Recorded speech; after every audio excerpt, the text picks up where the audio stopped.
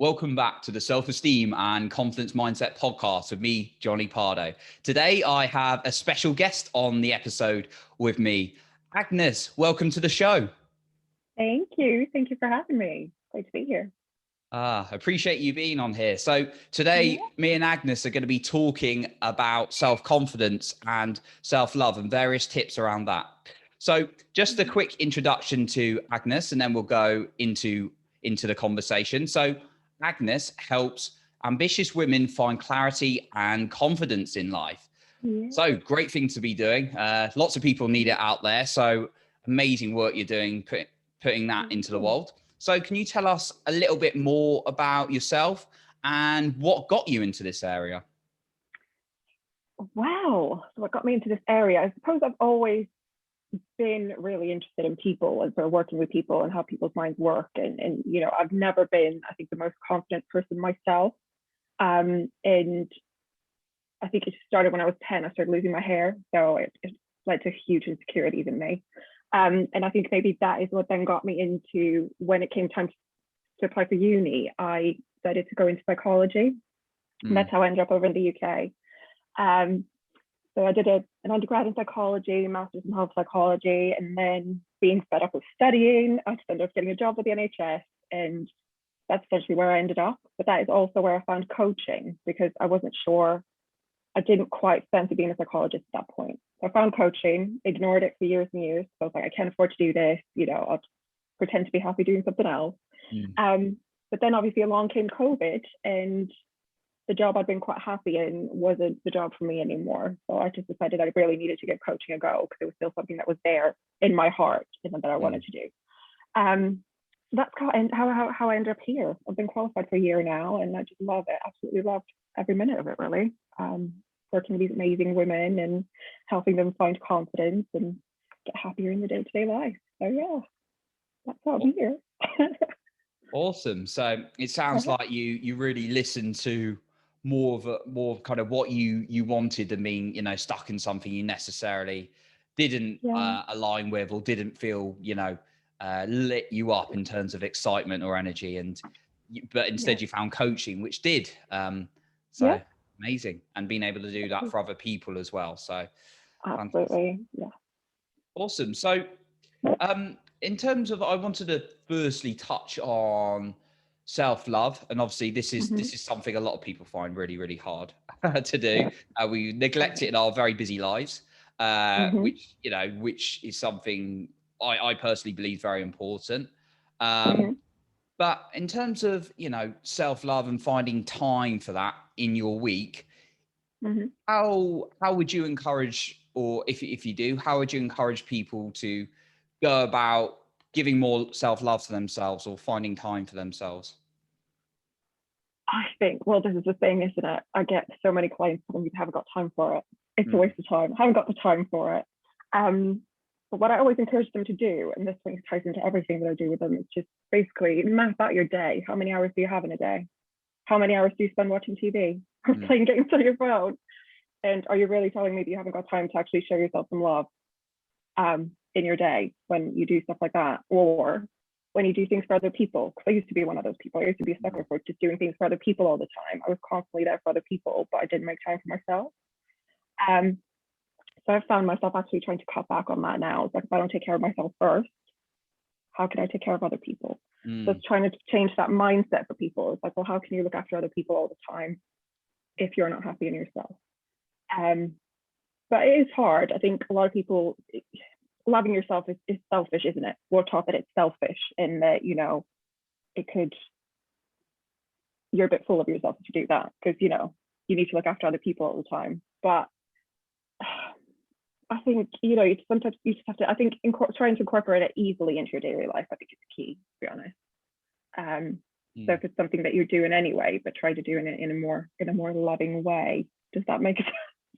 Yeah, no, absolutely. I think kind of, you know, starting easy, as you're saying, and then adding it into something you're already doing. That sounds, you know, that sounds like a fantastic thing to do. And also, I sort of caught on the point you were saying then about, this perception that comes about sometimes that self-love is selfish. And yeah, actually what you were saying, you can't really help other people, give that love to other people if Yeah. you aren't looking after yourself. So Mm. in some ways I see it as selfish not to look after yourself because you can't be better for other people. um Yeah. yeah, so it's interesting that you can't, we want to be and providing to other human beings. That's what connects us, of course, but Yeah. obviously we can't do that if you're not looking after yourself. So I love the No. importance you stressed on that. I think ultimately as well, how you love yourself teaches other people how to love you, doesn't it? In a way, it sounds really cheesy, but if you're not treating yourself with love and respect, then other people are going to think it's okay not to do it either. Um, I years and years back, I didn't have the healthiest relationship. So it's because I didn't love myself enough. I put up with being treated badly because I just didn't love myself. And since that's changed, my relationship has changed as well. So I think you need to look at it like that as well. Do you have healthy relationships around you? Because if not, maybe that's an indication that you could be doing something differently, loving yourself differently, I think. Yeah, great point. Yeah, showing other people how to treat you by Yeah. loving yourself first. Okay, Yeah. fantastic. So one thing, lots of, not just in the confidence space, but in the personal growth space, but it Yeah. does relate to confidence, this question, is around the whole morning routine, and Yeah. actually getting, get our days off to a good start. So is there Yeah. anything you've done for yourself or perhaps with other people, that really helps people start their days off with good confidence that you be able to share? I think for me personally, I love working with affirmations. So I've got affirmations that on my mirror. So like they're like the first thing I see in the morning when I get up. If you Mm. check yourself out in the mirror, don't you? Let's face it, you do. Uh, Yes. how do I look today? So I've got my affirmations there. And actually, I do this one thing now where it's like 300 affirmations a day, which is something my mentor taught me. I work with a mentor. And you basically have these 5 affirmations and you repeat them 20 times a day. So each of the 5, 20 times a day, 3 times a day, which gets you 300. And that has actually made a huge difference to me in terms of my confidence and my own self-love, keeping that topped up, because Mm. it's all well and good, doing it once, but you need to maintain it, don't you? And I found that quite a good way for me to kind of keep on top of it, because sometimes life happens, doesn't it? You just get too busy. Again, that time it's too busy to do it. But I find that if I do it first thing in the morning and then I've got them there throughout the day, I just find that really works. And I try to tell my clients to do that as well if they don't have time. Ultimately, 300 times is quite a lot of times, isn't it? But any time you can do it a day, just try doing it, even if it's like 10 times. You know what I mean? Every little bit helps, but you need to shift your mindset, I think. Yeah, yeah, definitely. Yeah. No, I like that. That's good commitment. 300, and like you said, you can keep it simple at first, but perhaps Yeah. it's something we build up to. Um, Yeah. Obviously, we've got, if you come from a place and um, where you perhaps didn't love yourself, and I think I've been there in the past when I Yeah. really didn't love myself. That's what got me in this space. It sounds like it's similar for you because you went through that journey of not loving yourself Yeah. to working on that. I mean, I Absolutely. know personally from experience, you naturally got this negative talk of these affirmations Yeah. that don't serve you. Like, I don't even want to say the words, like, I am useless. Like, I just don't resonate with that anymore. But like, Yeah. or I am rubbish or whatever, that, I Mm. find lots of people have got playing in their head. That's going to be a lot of that going on in your head. So, the more you can Absolutely. repeat it, the stronger it's going to be. So I do like your commitment to that. I think, yeah, but to be fair, I think that's one of the most powerful things you can do is start working on your self-talk as well, because I think that's something a lot of people Mm. underestimate. Oh, sorry, my head's got going. Um, and because, yeah, I think we should pay a lot of attention to how we react to how other people see us, don't we? But ultimately, you spend all of your time with yourself, and if you don't speak to yourself like shit, sorry, Mm. all this work you do on other people's opinions isn't really going to matter, because if you're still talking to yourself in a bad way. I Yeah. used to do it all the time. I used to speak worse to myself than I did my worst enemy. So self-talk is a really powerful thing. And that's another thing I try to get my clients to do is whenever they find themselves thinking or saying something negative about themselves, for every one negative thing, I get them to say 3 positives, even if it's the same ones every time. But it's just flipping that self-talk over, because yeah, as long as you start to speak to yourself in a bad way, you're never gonna build that confidence in self-love, I think. So it's just about starting to notice these things and actually flipping them around and turning them around. Yeah. That makes sense. Yeah, being aware of that talk. And I think you said you speak worse to yourself than your worst enemy. That's a very very common thing. And I think one example I remember hearing about this, where it kind of really popped into my head, was like, you're talking to yourself like you're talking to the 3-year-old version of yourself, or maybe your younger brother or sister, or a child perhaps. And I thought, wow, I wouldn't talk to them in that way. No, I wouldn't. I wouldn't. They'd cry. Yeah, exactly. And it's like you're speaking to yourself like that all the time, but not being aware of it. So. Oh gosh, yeah. But I mean, it takes time as well. I mean, if you're not used to, I mean, looking at it now, I mean, people have probably spent most of their lives talking to themselves in a negative way. It's not just going to change overnight, but it's becoming aware of it that can then start you on that journey to making a change. Because I mean, knowledge is key, but it's not everything. You need to take action as well, and you need to start doing these things. And the more you do them, the more they're going to seem more natural to you. It's a bit cringe at first. I thought it was a bit cringe at first, talking to myself in a nice way, but now I'm used to it. You can probably resonate with that. You're used to it now. Yeah. You don't think you suck anymore. You just, Yeah, I mean, of course, like everyone gets like these fears and doubts. Like, I certainly get them, and these worries, or perhaps little bits of doubt. But it's kind of like how much of that's in your life is key. So obviously, and that's going to take time to make it stronger talk. So I'm glad you brought that up, and the affirmations. Also, like what you've also prompted me to give a good reminder to people about the what you said about knowledge and it not being everything. I always bang on about this, but if you listen to a podcast and you think it's great, you don't do anything with it, your life won't change. Or a book or an audio course. So it's like Think and Grow Rich. It is I think one of my favorite books, but knowledge is not power, it's only store power for potential. So I'm glad you said that about knowledge isn't everything, but becoming aware is obviously the first step. So thank you for pointing that one out.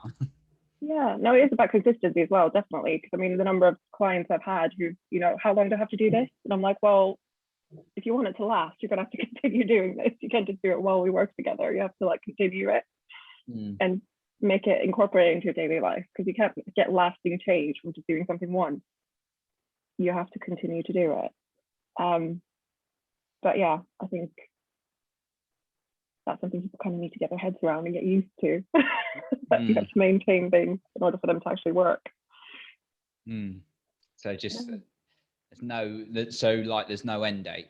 Is that what you're saying? Exactly. There's no end date. Just keep it up. You can just say affirmations for a week, feel better about yourself, and then stop doing it, because then it's you're going to be back to where you started. You have to make consistent effort to actually, get lasting confidence, lasting love. I was going to say, but that sounded a bit too cheesy. It's a song. Yeah. I'm not going to break out in song. No one wants to hear that. Trust me. Yeah, don't worry, I won't either. I don't think anyone wants to hear that. But as much as I believe in other things I can do, but not singing so much. So anyway, the next thing I wanted to bring up was about the comfort zone. And we in the personal growth space, you hear this a lot. In the confidence space, you hear a lot in the mindset area. About needing to, you need to come out of your comfort zone to kind of build your confidence or progress in life, as it usually says. And again, it comes back to knowing and doing are two different things on that, right? Knowing it and actually doing it. But would there be any advice you could give anyone who really wants to come out of the comfort zone, whether it's getting a promotion at work, whether it's talking to the person they fancy, whether it's starting that business, or putting themselves on social media? Would there be any advice you might give to someone who really wants to come out of their comfort zone, but they're struggling to? I mean, ultimately, it's about dissecting. It's why are you scared of it? What are you afraid will happen? You know what I mean? Are you afraid of rejection? Are you afraid? Well, obviously, if you were trying to talk to someone you found fake, you probably would be a bit scared, wouldn't you? But, you know, what's the worst thing that could happen? And, you know, what would it be? What if it did actually succeed? So obviously planting that seed as well. What's the best thing that could happen? What's the worst thing that could happen? Because what I tend to find is that when you look at the best thing that could happen, the worst thing kind of fails in comparison to that. Like it kind of, well, things become easier because you think about the positive outcome. Most of the time, to be fair, I just say count to 3 and just do it. Because that's what I do. Count to 3 and just do it. What's the worst thing that could happen? You can get a no. And if you get a no, you'll still be where you are now. Nothing will have changed. You know what I mean? Maybe that's a bit of a blasé way of being, but you know, that's what I've never encountered a client who's been really resistant to making a change. When they come to me, they're always ready to change anyway. But we do a lot of work beforehand anyway about limiting beliefs and you know why they're afraid of doing certain things, and we usually manage to break them down just by, like I said, focusing on why are you afraid of this. Is it because of something that's actually happened to you before, or is it because of a made up scenario that you have in your head of what might happen? Another thing I tend to ask my clients is, you know, is your comfort zone making you happy at the moment? Because if your comfort zone can be safe, but if it's not making you happy, you know, is it worth staying there? Even though it's safe and nice and cozy, but if you're not happy, what do you need to do to change that? Take a chance. Good quality question. Is it making you happy? Yeah, it's making you happy. Because I mean, I'm sure a lot of people can resonate. I know I can, because I was stuck in my comfort zone and it wasn't making me happy. I was miserable. But I didn't want to do anything. I wasn't ready to do anything about it until, this is a bit extreme, but I had to get diagnosed with anxiety and be sent to counseling before I actually did anything about it. And if I could stop that from happening to someone else, I'm going to do it. And that's what I'm trying to do with my work. You know, we're talking about comfort zones and whether or not, if you're not happy, do something about it, because I didn't. And it took me years to get to where I am now because of that, I think. Whereas if I'd done something sooner and actually gotten out of my comfort zone and did what I love to do, then I probably wouldn't have gone through that. But I needed to, because otherwise I wouldn't be here. So, but yeah, I think the main question is, you know, is your comfort zone making you happy? Because if it's not, then is it really worth staying in it? Or is it worth taking that chance to do something new? Yeah. Also, I find that talking to people about it, because you'd be surprised at how many people are scared of the same thing that you are. And just talking to other people and sharing that experience and actually hearing that they're afraid of it too, it doesn't make that fear go away, but at least you feel less lonely. Yeah. So I think that can help as well, personally. So. Yeah, good. I like those tips, and mostly, particularly the question about are you happy? It's always those good quality questions, and actually looking at, you know, maybe it looks like a little bit of short-term pain. To, you know, when you say pain, like our brain's obviously driven by pain and pleasure, but it's that little bit of short-term pain. But actually, are you in longer-term pain and you're not going to be happy? I'm saying, yeah, exactly. Is it worth a moment of being uncomfortable? Yeah. Yeah, some good questions, good perspectives on it. And I also like what you said about the 3-2-1 method as well. 3, 2, 1, go. Just go. Push the boat out to do it. Stop that brain before it overthinks it. That's it, isn't it? I used to be a sucker for overthinking. I used to do it all the time. And I think that is why I kind of embrace that method of doing it. Because if I don't have time to get scared, I won't stop myself from doing it. I won't talk myself out of it. It's the thing, isn't it? We're experts at talking ourselves out of things. And don't give yourself time. Just do it. And that brain's a good liar. That brain is a very good, to keep you safe, it's a very good liar. But that's what it's there for. That's what it's there for, isn't it? It's like, oh, this is not what we usually do. Danger, danger. We're going to die. We're not going to die. I don't really want to do this anyway. It's all right. We'll stay in bed a bit longer. All those kind of things. Exactly. We'll stay in bed all day. Won't take any chances. Won't take any risks. We'll just plod along. But yeah, is that making you happy, plodding along? Yeah. you don't really want that job, do you? You don't really want to start No. that job. You don't really like that person that much. Those kind of excuses it makes up all lies. So, yeah, Okay.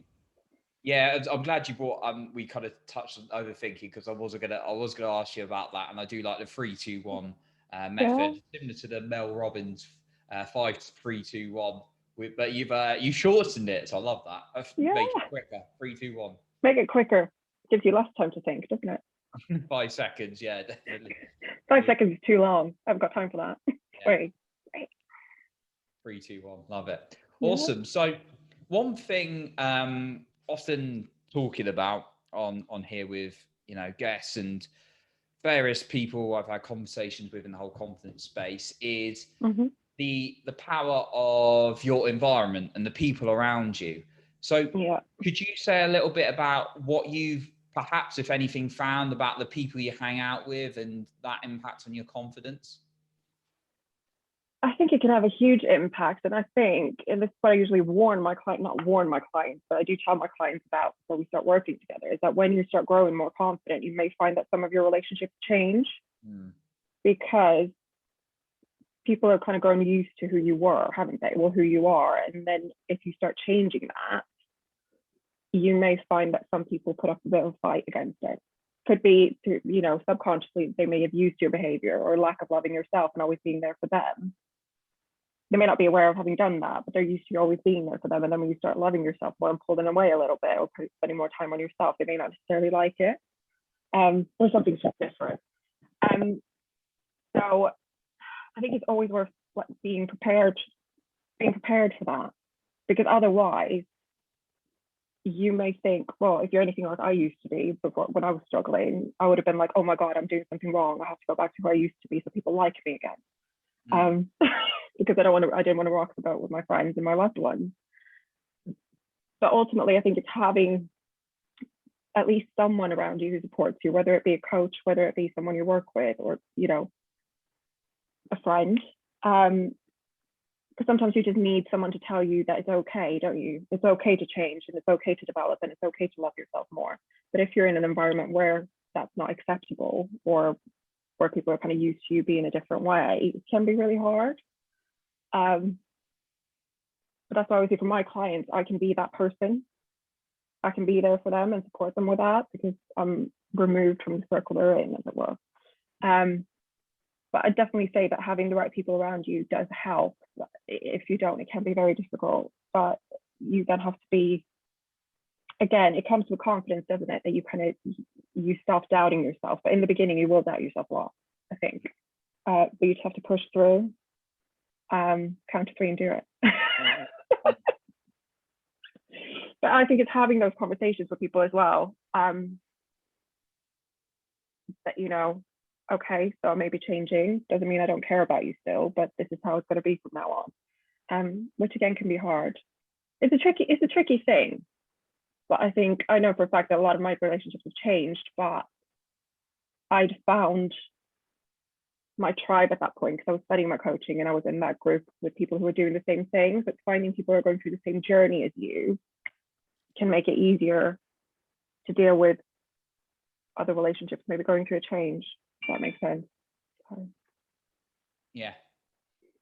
Okay. Yeah. Like sometimes, people will be surprised when you start changing, but stick to why you're changing a little bit. And yeah, I think again, it's obviously knowledge, isn't it? It's like knowing. Yeah, it's like keeping that in mind. It's like why you want to do it for you, but then also maybe realizing that there's a reason why they're reacting the way they're reacting.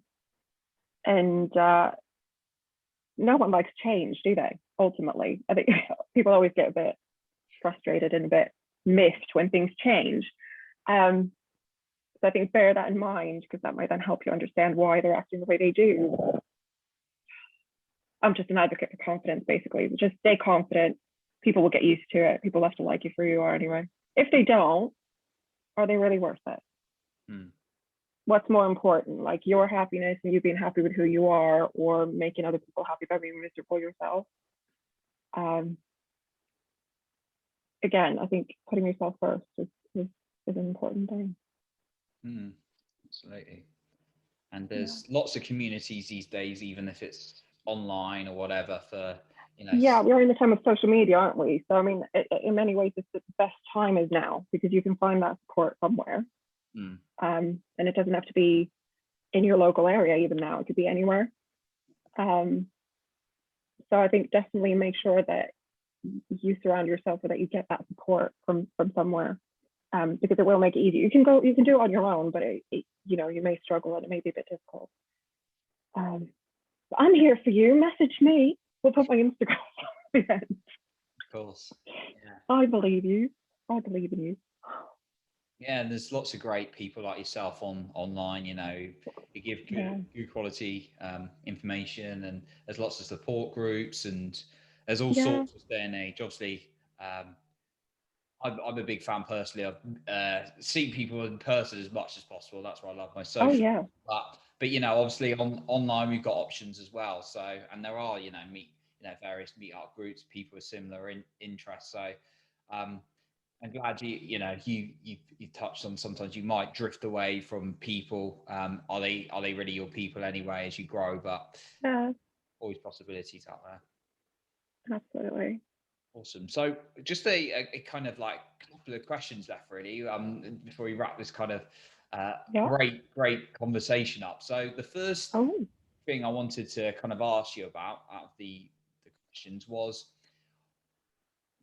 I have a belief about you invest time, money, and effort into yourself, and it's a good message to yourself usually, and it's growing you, it's giving you usually what you need to help you develop.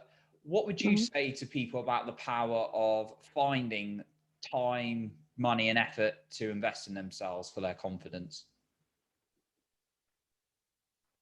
It's probably the best investment you can ever make in yourself, because it will change your life in so many ways, being more confident in yourself. And I think looking at my life personally now, and obviously looking at my clients, for me personally, I don't think I've ever been happier with who I am.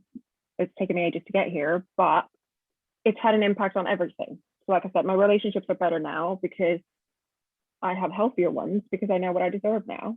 I didn't used to. That sounds really ridiculous, but my self-worth was like on the floor. So knowing what I'm worth now, loving myself, my relationships have changed. My work-life balance has changed because I make that time for myself to rest and recuperate, but I also put more into work because of that. I don't doubt my abilities anymore. I put myself out there. I still get scared. We all get scared, don't we, sometimes? But because I found that love for myself and I'm doing something that I love, that all those fears that I have kind of fade into the background a little bit. So, and I wouldn't be here today if it wasn't for building my confidence and working on my self-love, because I would have talked myself out of this by now a billion times over. And at the first sign of trouble, I would have been like, oh no, actually, maybe I shouldn't start coaching. Maybe I shouldn't. I would suck at that anyway. So I'm just not going to do it. I'm not going to put myself out there. But having done that, I'm happier and I've been able to help other people, which made me even happier. And yeah, I'd say it's definitely, a worthy investment. And if you can invest in anything, it's in yourself and your confidence, building your confidence. Absolutely. Love it. And it's great. You've been a great example there of your story, just sharing it and how it's impacting on your relationships with other people around you. So great share. So what if we've missed anything really today? Just, is there anything else you'd share about your self-confidence, or anything you think would be valuable to share now?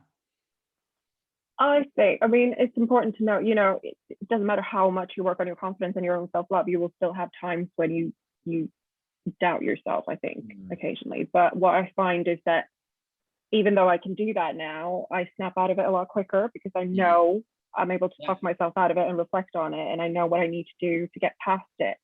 But yeah, don't make the mistake of thinking that you'll never doubt yourself ever again, or you won't have a bad day. But it's about being aware of it and flipping it around, and you're not failing because you're not always happy and you're not always in love with yourself. But it's just about realizing that and noticing it and knowing what you need to do to flip it. So Yeah. That's a great share and great point to end on, because I think sometimes people think, oh, if I'm a celebrity, if I'm famous, I'm rich, I've made it in brackets, I've had none of those fears. But no, you hear stories all the time of very Oh open, God, yeah. very open and genuine, Yeah. role models sharing. When you look at them and think, oh, they're so charismatic and doing amazing in life, they'll be open. People like Jennifer Lopez, I've heard this from. People like Dean Graziosi is a huge marketer. Marie Forleo, huge in the business world. They're like, oh, I get like these self-doubts and these worries sometimes about if I'm doing Gabby. I just did a Gabby Bernstein workshop over the weekend, and she shares all the fears she has. And she's one of the most charismatic and energetic speakers I've ever seen in my life. It's really it's a complete misconception that you'll get to a point where you have no fears or doubts. It's just no, you'll always have them, always. And like you said, even the most successful person will have something they're afraid of, or wake up one day and struggle with imposter syndrome. I think we all do to a certain extent. I feel like I'm winging it being an adult, quite frankly. It feels like I should be 10 and there should be a responsible adult around me, but 32, I am the responsible adult. I'm winging it. But I think it's about being aware of it and having a little word with yourself. I talk to myself all the time personally. So, but rather than talking myself out of things now, I try to talk myself into things. And what's the worst thing that could happen? Then count to 3. Count to 3, yeah.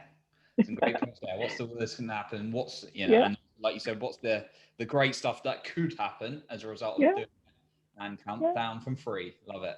Count to 3. Awesome. So thank you so much, Agnes, for everything. Thank you for having me. Thank you.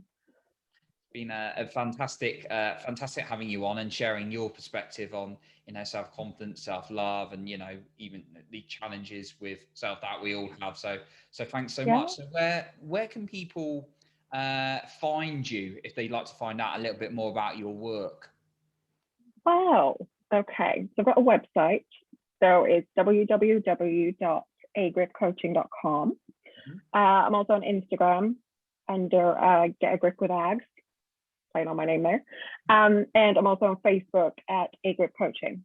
So I'll send you the links after. You can pop them in the notes. Yeah. But that's where people can find me. Yeah. Awesome. So these will be in the episode as well, description, so you can find more from Agnes and find some of her wonderful work there as well. So once again, a massive thank you for coming on today's show. Thank you for having me. Thank you. Awesome. So that wraps up our episode today. But remember, work on your self-confidence every single day.